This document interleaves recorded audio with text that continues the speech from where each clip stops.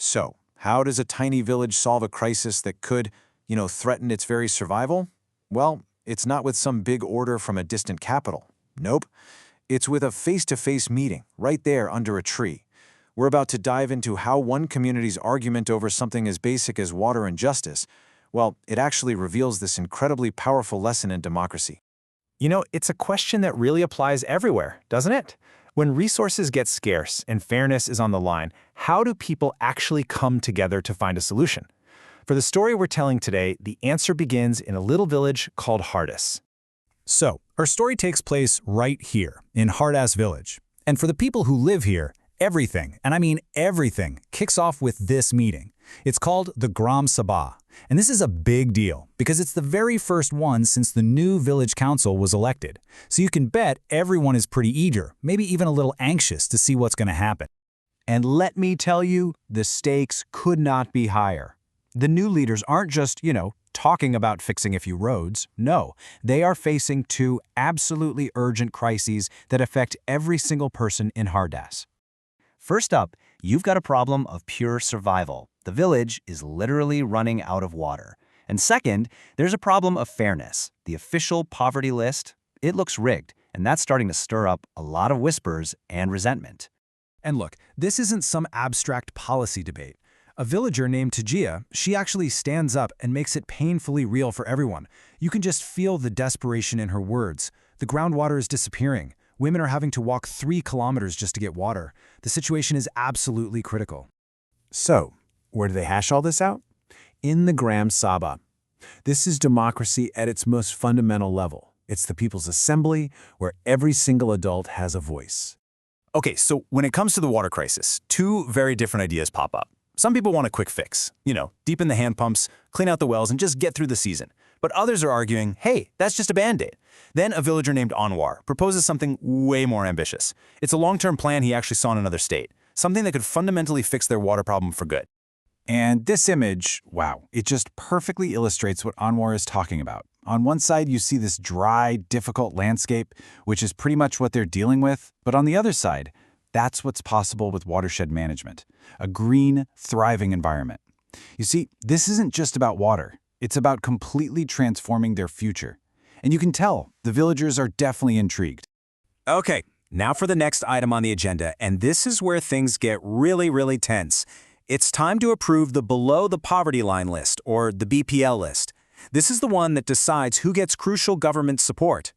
So as the names are being read out loud, you can just feel this murmur spreading through the crowd. People start whispering to each other. I mean, they know their neighbors, right? They know who's struggling and who isn't. And they know something on this list is just very, very wrong. Yeah, the problem is immediately obvious to everyone. The list is completely upside down. Get this. Natwar, a guy who just bought a new TV and a motorcycle, he's on the list. So is Birju, who owns a ton of land.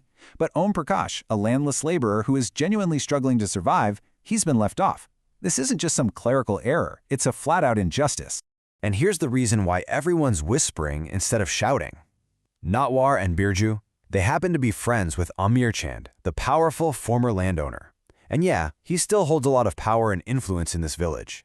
And he's sitting right there in the meeting, watching everyone. So the question is, who would dare challenge him?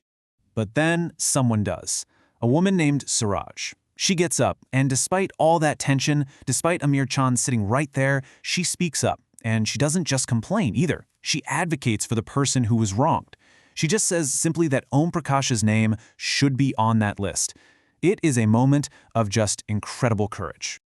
Okay, so what we've just seen, everything from the big debate about water to Suraj's incredibly brave stand, that is local democracy in action. But what makes it all possible? Well, to get that, we need to take a quick look at the system behind this meeting. How does this whole thing actually work? Well, it all starts with the Gram Sabha. Now, this isn't some elected council. It is the people. Every single adult voter in the village is a member. Just think of it as the ultimate decision maker and the village watchdog, all rolled into one. And then you have the Gram Panchayat. Now this is the small group of people who are elected by the Gram Sabha. So you can think of them as the village council, or maybe an executive committee.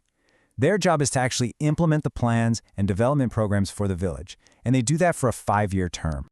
Okay, so here's the key difference, and this is really important. The Gram Sabha is everyone. They're the ultimate authority. The Gram Panchayat is the elected few who do the actual work. The Sabha approves the plans and, crucially, holds the Panchayat accountable. So yeah, the Panchayat works for the Sabha, not the other way around. And what's happening in Hard is that Gram Panchayat, that's really just the first step. This whole system is called Panchayati Raj, and it actually has 3 levels. So if you zoom out from the village, you get to the block level, the Panchayat Samiti. And if you zoom out again, you get to the district level, the Zila Parishad, which coordinates planning for the whole district. It's a beautiful structure of democracy, really, built from the ground up.